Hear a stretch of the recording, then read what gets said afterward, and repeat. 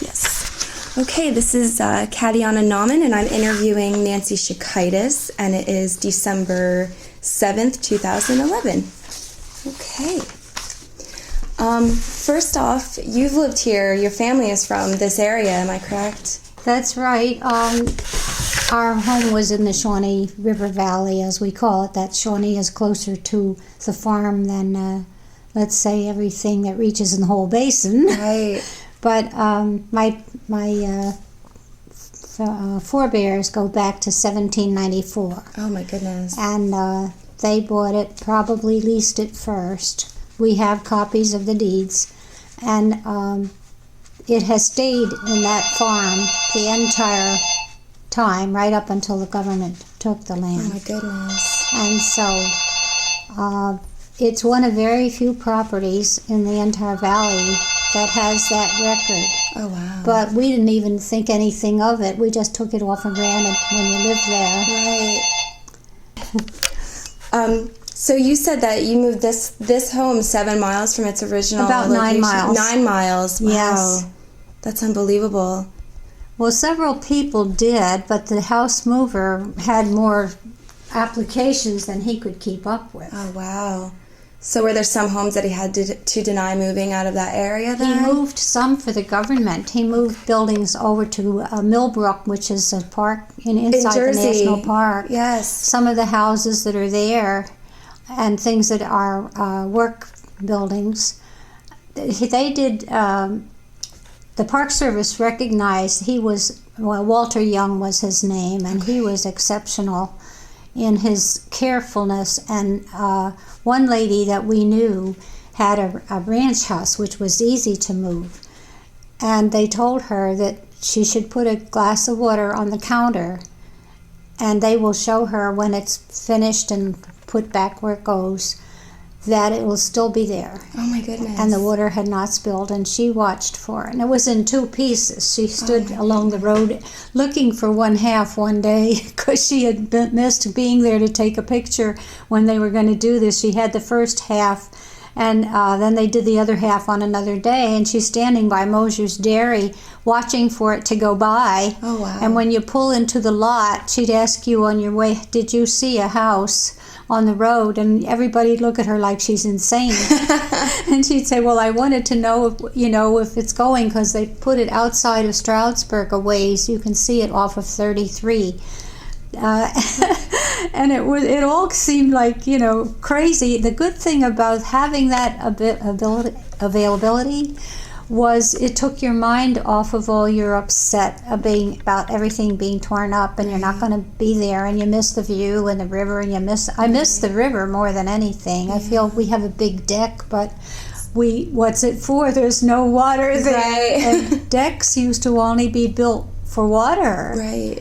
But it's a rage now, and they put wrecks wherever there's a house. It's good to get outdoors. Yeah, it's definitely more commonplace now. So that's you will have to stay on the subject, because I get off the subject. Oh, I have the same habit. I do. Now, how many other houses would you say were actually moved from that area and picked up and relocated? Well, of course, the great majority had to be destroyed. Oh, that's so sad. And the most beautiful could not have been moved because they were bulldozed real soon to get rid of them, it seems, for the Army Corps, because they didn't want to have that in the way of the dam. And so anyone who happened to have pictures of those houses is rich, because, they weren't there long enough for tourists to come by and see what beautiful stonework was used. Right. Now, in the accounting of the ones on my side of the park that I described in the book, how this one man even collected the stones for his house, I would not have known that if I didn't do the research, because he was long gone. But he went all over the county to pick out certain stones, and that house was lived in by some very prominent people over time. Right. And they had a value for old stone houses, so when they lost it, they bought that one that's out at let's see, where there's a mill along the highway that every year they open the mill and show you how to grind flour. It's on 209 outside of Stroudsburg, a number of miles. But that's exciting to see. Right. It's really intelligent work that showed how they made a mill and how it worked, because it seems like just a big wheel on a stream. Right. But there's a lot more to it. It's when very you see the miller could even ask you what size you wanted the flour ground to, or did you want it whole, mash or something for chickens or something. That's unbelievable. Yeah, it would be fun to be able to go to the mill, and that's what people first needed, was a mill. Mm-hmm. And the mills in Bushkill, there were many mills in Bushkill, and that served more than just for flour and grain.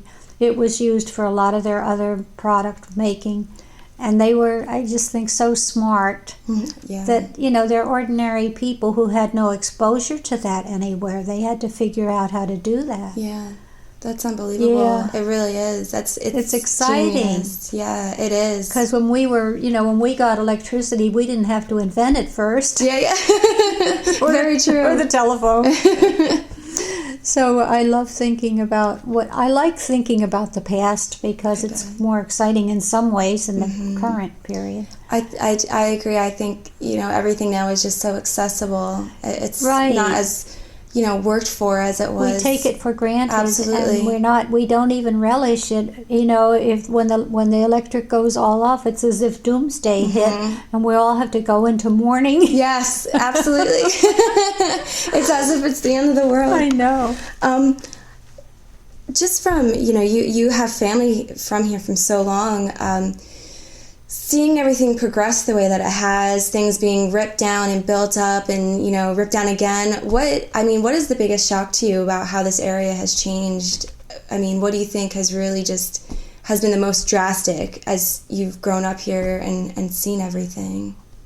The most drastic is, the park thing is over, and it's a plus now. Yeah. Because the developers had arrived, and the times caused them to have plenty of customers.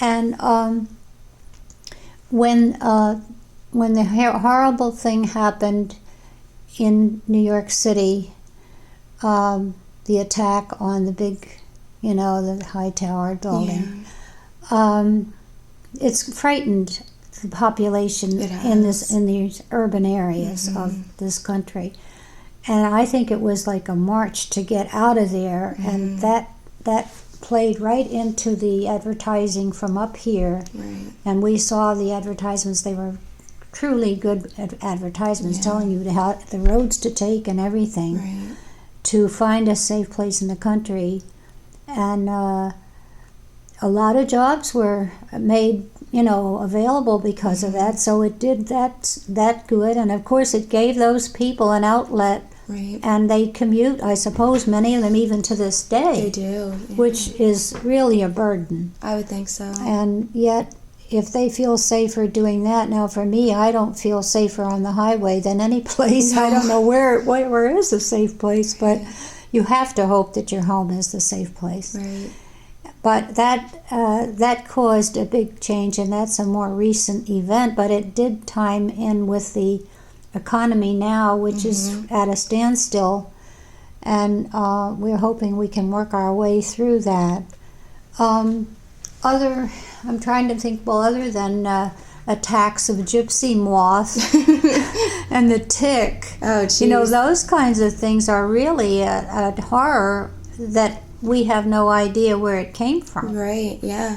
The impact was great. I was in office during the gypsy moth period, and we were busy as bees getting grants to do spraying, and in fact, some of the parts of the county who were interested in keeping tourists here wanted us to spray the entire county with DDT. Oh my goodness. And it had not yet been made illegal. Right. But luckily, we had gotten a lot of correspondence from places like, out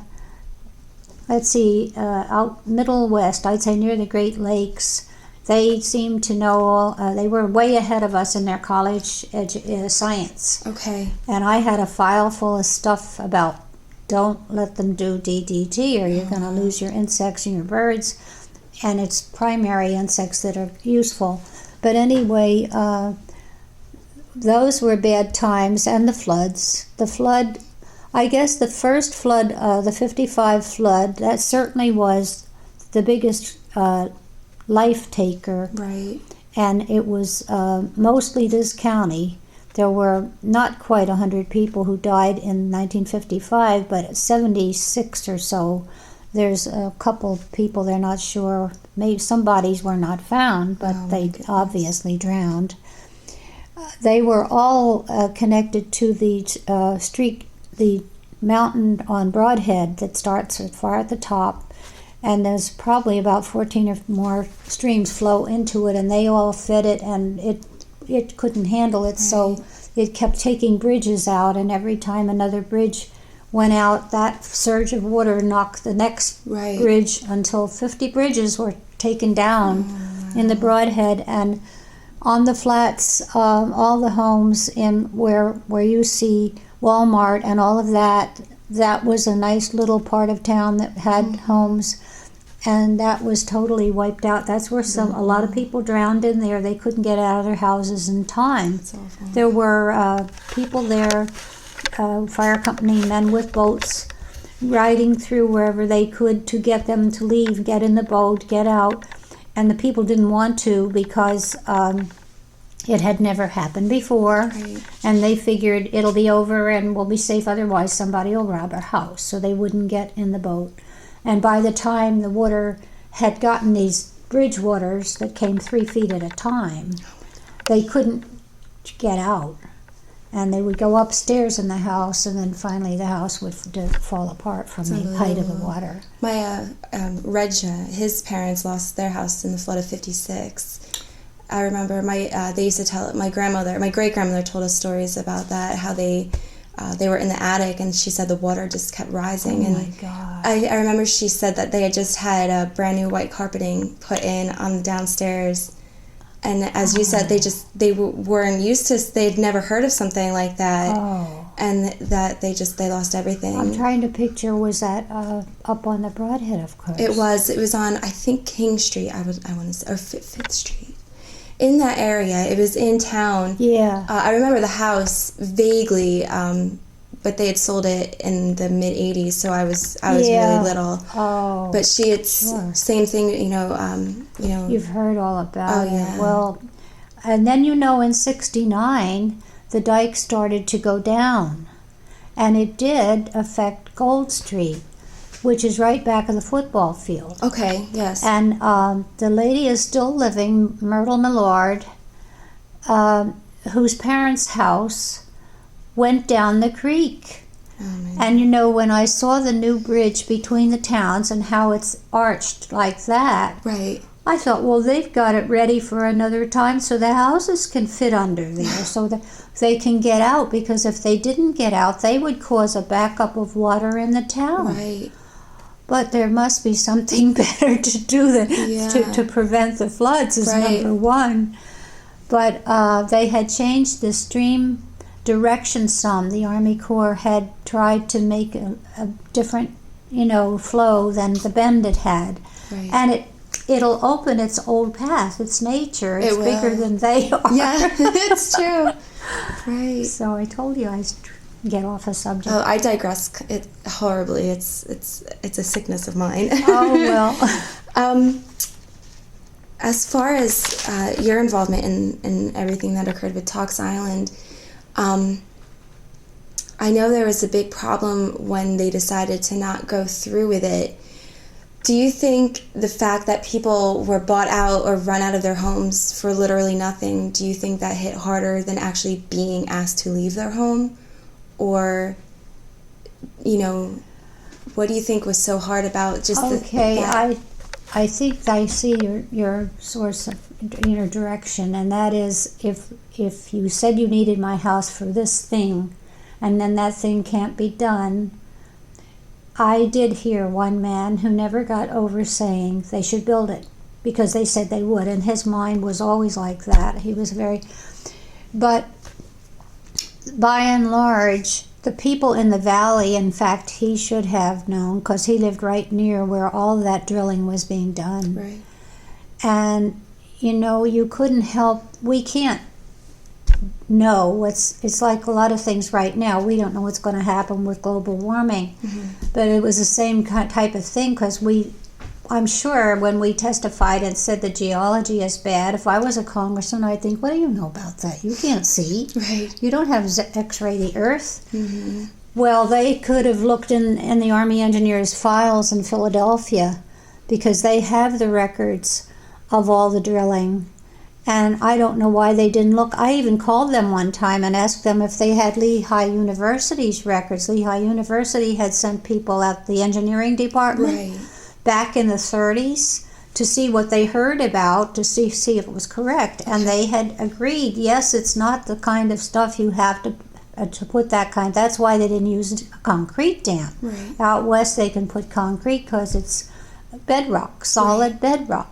The Appalachians apparently have been known as old, worn-down mountains. That's because of the shale, the limestone, and the glacial material. So, my father said it could never survive. They'll go ahead and build it and it'll flood, and they'll never tell you that we told them or that anybody knew. And I think he was exactly right, but I've learned about other places that have been where the people asked them and told them what's a danger and they wouldn't listen, and the Teton Dam is one of them.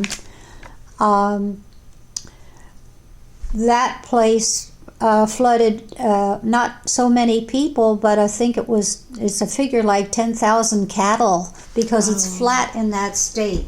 Right. I have a copy of what that is if you ever need to know. Okay. I didn't even mention that in my book, but I should have. But see, you get into that kind of history that I did, and it gets to be too long. Right. You can't go off onto those side roads. Yeah. In fact, there's another book that should be written that's more humane, that goes into the social aspects of it and not exaggerate. You won't have to exaggerate. It's all there, and there are not many of us left.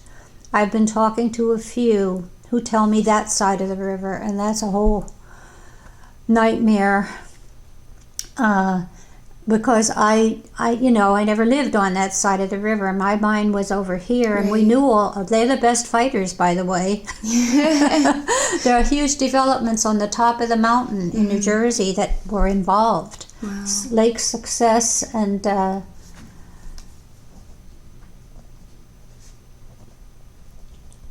I'm trying to think of the second one. It'll come back to me maybe, but anyway, they had hundreds and hundreds and hundreds of houses. And what happened lately, a lady in Bucks County mailed me, she's my age, and she was great at testifying against what they were doing. She knew the lower basin problems it was going to create in the water, in the river.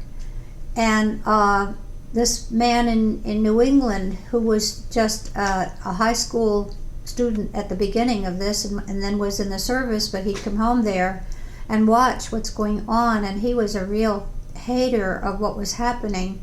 He cut out all the newspaper weekly reports of the names of the couples or homes that were being taken, and I have the clippings, and I put them in an album. I'm not finished. There's so many. I bet.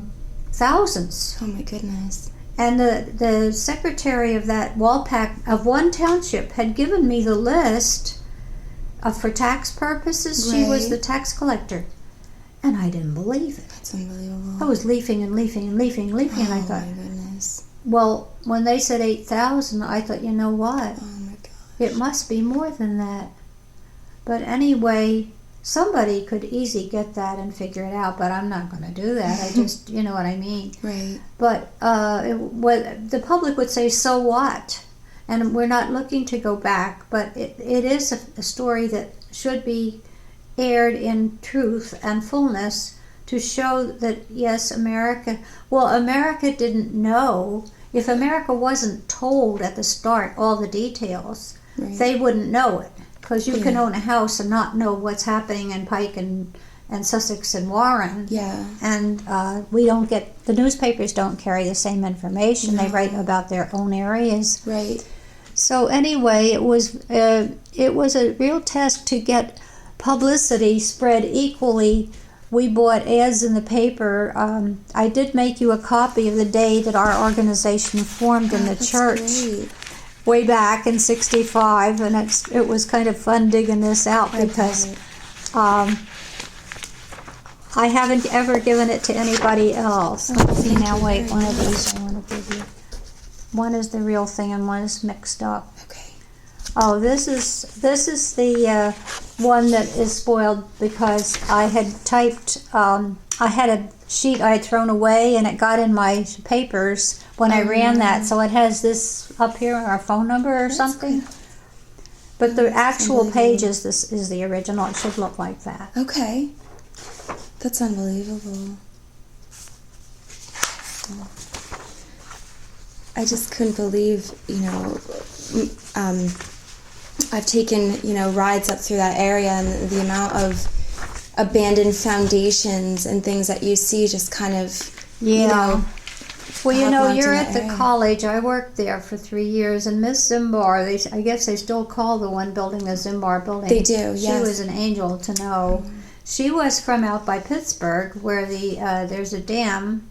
A big argument and debate went on for years about a dam out there, the Kinzua, Okay. where the Indians lived. Oh, wow. And Eisenhower twice had vetoed their building there because he said that the government had promised those Indians that they could live there till the sun ceased to shine. Oh, wow. And there are sad songs that were written at the time, and we were playing these records all the time because we were all, into that.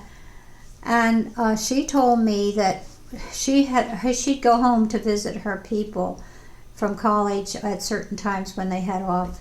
And she told me one time when she came back, now this would be in the 40s.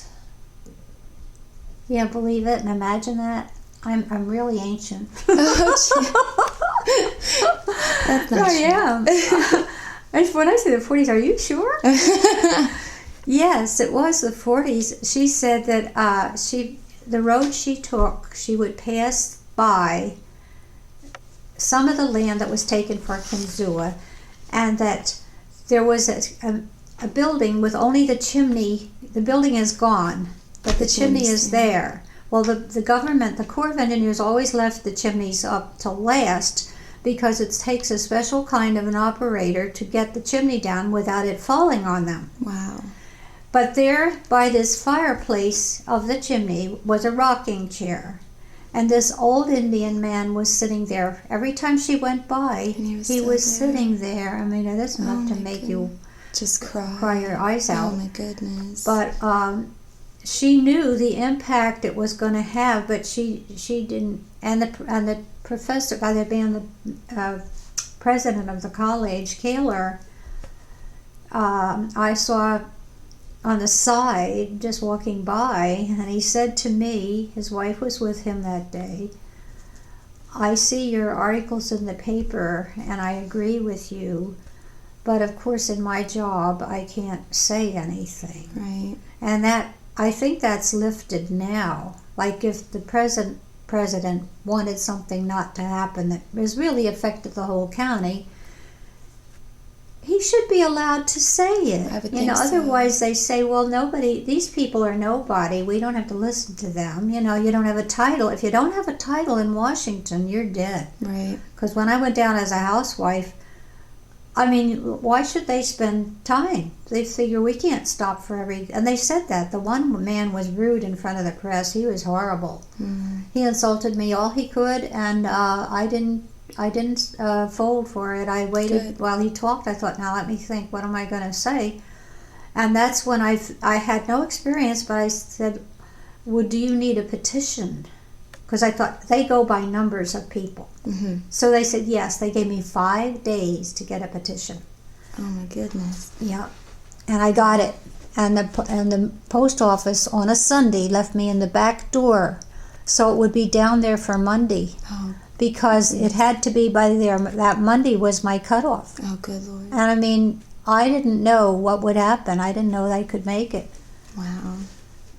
Just lucky. I had over 1,000 signatures, and I went all the way from the courthouse to Port Jervis. Oh my gosh. And at Port Jervis, I left it at the Chamber of Commerce office, and they went along. They didn't want the dam either. But I had it at Marshall's Creek store, and I had it at Jack's Market here at East Stroudsburg. I got the most signatures there. Oh wow. I couldn't make a copy of it. There was no such thing. Right. I could have gotten it somehow made, I guess, somewhere, but I don't know what that, how you would do it. Right. With the original handwriting. That's unbelievable. But, and then I had to go and pick them all up again. Mm-hmm. But the commissioners would not allow it in the courthouse. They had already promised Rooney, who was the stimulator of the whole thing, congressman, that they were for it. So I had it at Penn Stroud, and they agreed right away. Good. So it was kind of fun to see who said yes and who said no, just to have a petition. Petition doesn't make the store agree with it, but you know how that goes. Right. Now, done with that.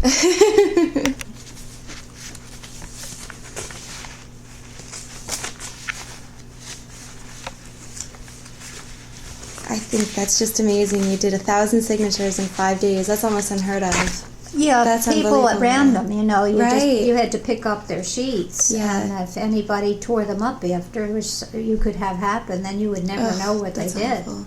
Do you think that that was kind of a dividing point of the town to see who supported the dam and who was against it? Well, it did serve indirectly, and as I said, I don't have a copy, but a lot of school teachers, I'm told, looking back, the people at Jack's Market that worked there knew more than anybody who signed it.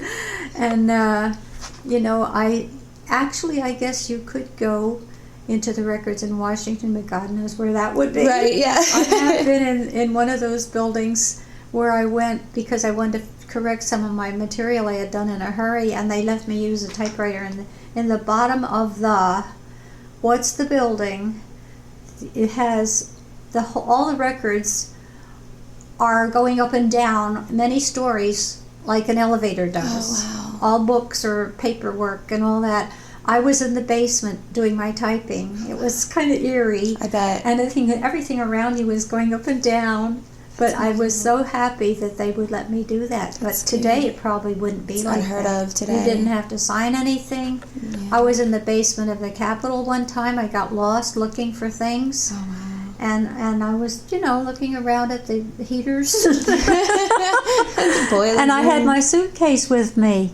Oh, wow. Nobody, They just didn't question it no then? question. Wow. It's unbelievable how the times have changed. That's what I mean. It's unbelievable. It's a different world. It It's is. really different. It really is. And when I read about all these pipes being taken out of the copper pipes out of houses all over the place, Yep. they took them out of my brother's house. My brother died my October gosh. 14th, and he has a little house on 209, but it's back out of sight. And somebody took the copper It's right by pipes. that Ken's sheds. Yes. It's a little Yeah. side road. It's a dirt road. You can't see the little cabin. And I had the police go there, and they took the electrical lines too. Oh. And I don't know what they did to the well, but he thinks they probably yanked the whatever. If a well has an electric pump in the bottom, so right. it must have wires. But how did they get out? Because there was nothing in sight. Oh So my they must be gosh. underground. I don't know what, but I saw the cap was crooked. Right. And the well is relatively new. Okay.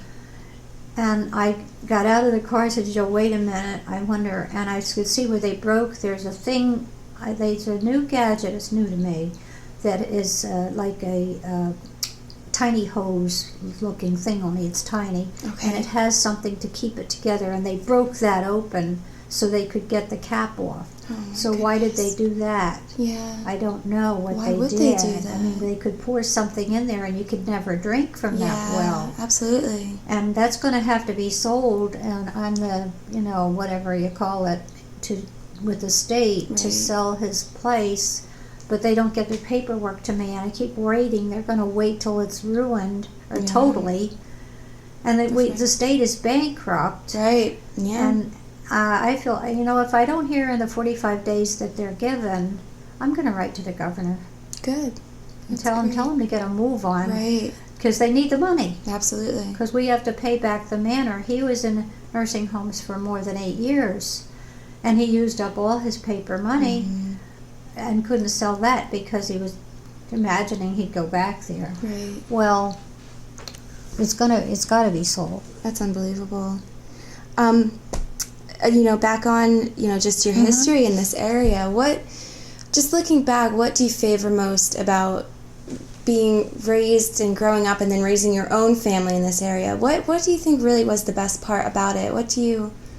Well, it is incomparable for most places, although there are plenty of places that have river valleys and that have similar but not as many resources as we have. I don't think you could find this many.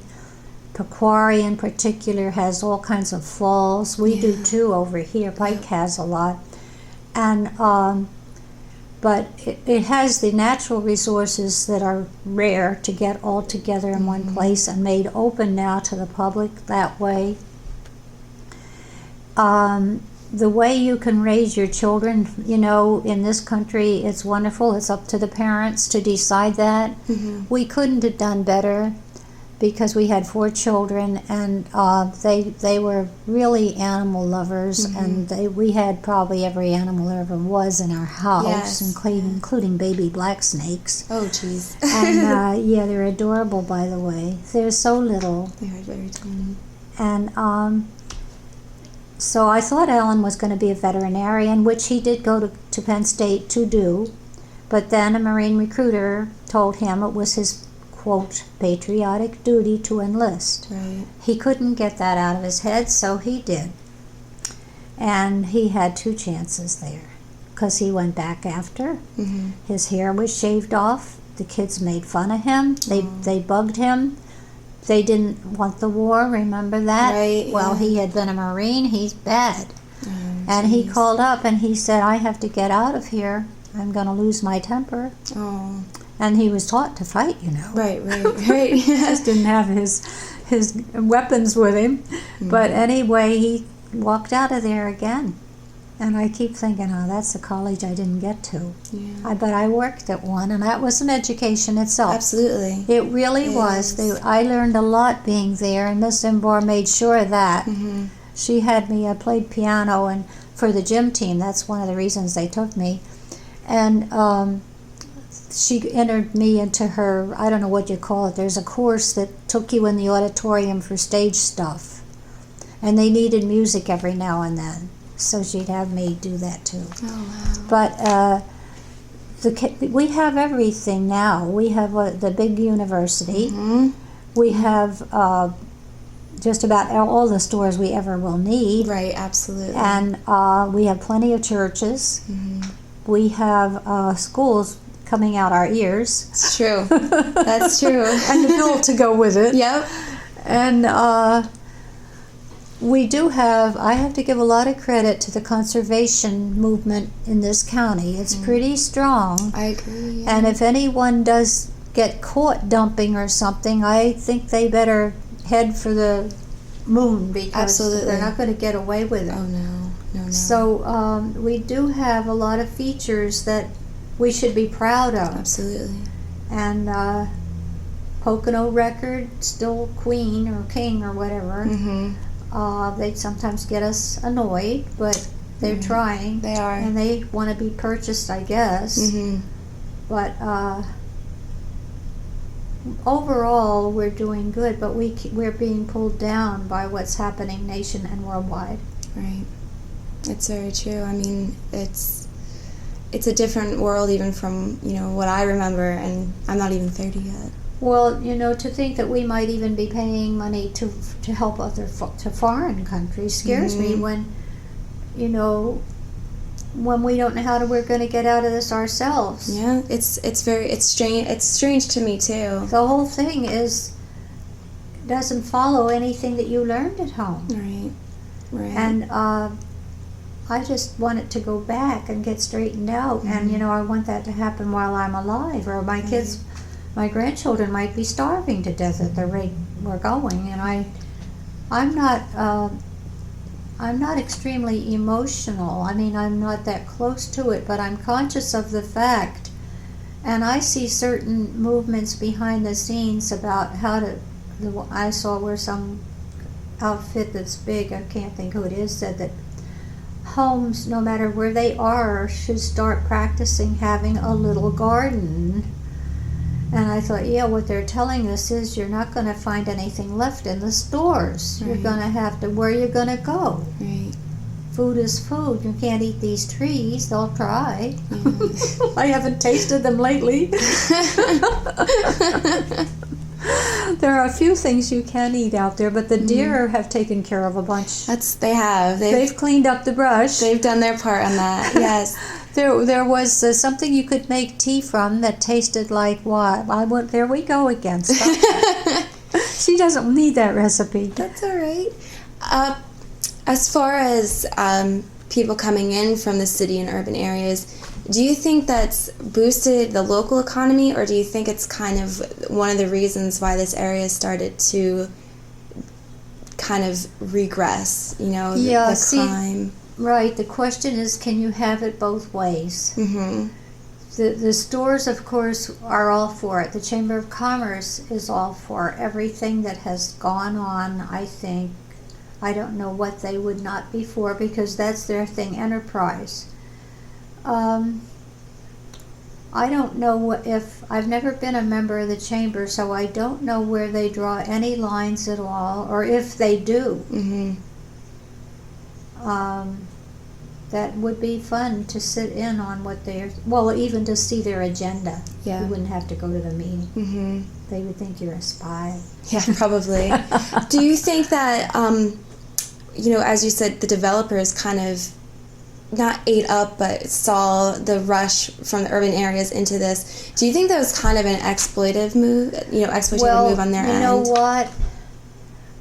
I've never been a developer, and I was at some meetings where I had to sound off because they were going too far. Right on Mosher's Knob was in the park. Yes. Mm-hmm. And when I saw all those lawyers from town, the ones that are most known, I won't name them, but in the meeting, pushing to get yes out of the township. Mm-hmm. I couldn't believe it. They're rich. They have to be rich. These are men who are probably all by now at least 60 years old. Mm-hmm. And real estate makes big money for them in their job. Mm-hmm. I couldn't believe that they were pushing for that. And it didn't matter if the land had these bodies of water. They were there to get the rules stretched so that you could be not 100 feet from the damp or the wet ground, but 50 feet. Right. And I interrupted, and I said, I want to mention something from, I'm on both sides of this, as you lie, but I said, we have land that borders on the bog. Yes. In fact, it's a very valuable bog that the township pays no attention to at all. And it should be at least classified and maybe owned by the township, because you can't put a house in there. If you do, you're going to pollute that bog, which will pollute the groundwater all around. Mm-hmm. But I said, when we bought that land, we knew it was there, and part of it isn't on our property.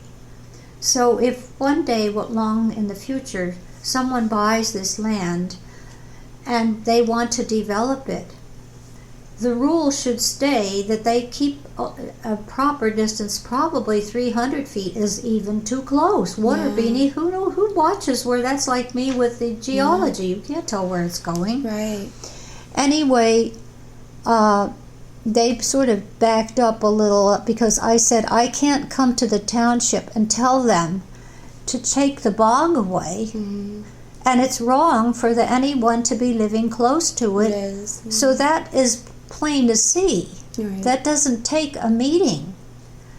And these people who had this land that wants now to put houses all over, where were their thoughts when they bought the land? That's not your problem. Yeah. But that's never brought up. No. It's all money. It is money, and they act like nothing matters. Like even this gas thing, getting gas wells in and all, and it scares me to death because I think there's a lot of Marcellus shale under the valley. Mm-hmm. And if the national park ever opened it up, I mean, we'd all have kittens because those rigs are ugly. It's bad enough they want to put that transmission line in there.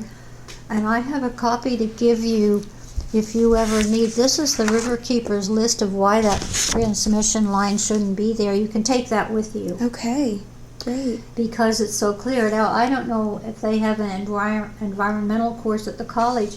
The college used to intervene in these things. They helped fight Tocks Island. That department, Larry Ryman, professor there, led the fight. He took his class out there to study 1 acre, and he reported to Congress. I was there. Nothing except the wildlife that will be ruined and gone, and how it doesn't move over. Wildlife doesn't. I didn't know this. If you take a big hunk of ground and cover it with something they can't live under, they don't survive. They don't run onto the other land because it's already occupied because the food is limited. Right. I don't know how that works, but he did, and he explained that, and he named every kind of bug and bird and everything else. It was fantastic.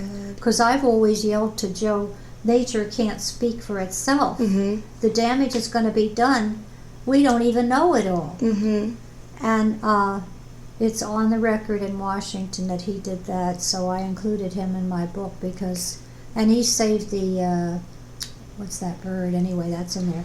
Here we go.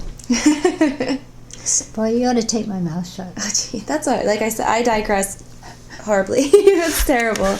Well, I think that's pretty good for what I have on the recording, so I will stop that now.